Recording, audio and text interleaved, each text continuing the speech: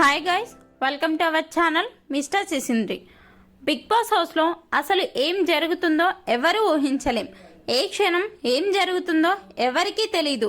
ఎందుకంటే big boss వేసే ఎత్తులు ఎవరికీ తెలియవు. తానొకటి తెలిస్తే దేవుడు మరొకటి తలచినట్టు బిగ్ బాస్ హౌస్లో కంటెస్టెంట్స్ పరిస్థితి అర్థం కాని విధంగా ఉంది. ఈ వీడియోకి ఒక లైక్ చేసి చూడండి. అసలు విషయం ఏమిటి అంటే, ఇంట్లో ఉన్న రేషన్ మొత్తాన్ని బిగ్ బాస్ వెనక్కి తీసుకున్న తర్వాత 3 క్లాన్స్కి షాపింగ్ చేసే అవకాశం ఇచ్చాడు. అయితే వారు చేసిన రేషన్ షాపింగ్ వస్తువుల్ని వారు వాడుకోవాలి అంటే బిగ్ బాస్ ఇచ్చే టాస్క్లో గెలవాలి అని చెప్పాడు.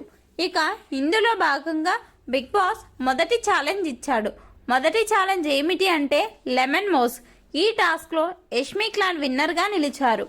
దీనితో వీరు షాపింగ్ చేసిన వస్తువులు వీరికే దక్కాయి.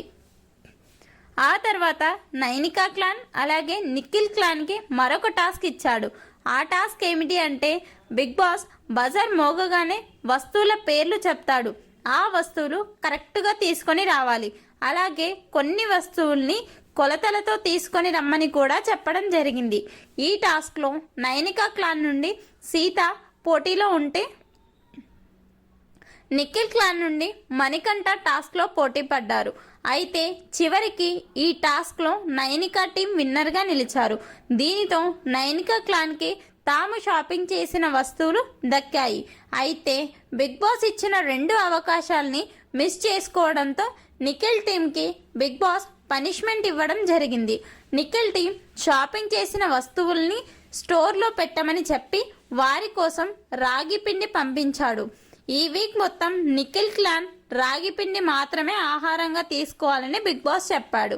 దీనితో నిఖిల్, మణికంఠ ఆహారంగా కేవలం రాగి పిండి మాత్రమే తీసుకున్నారు.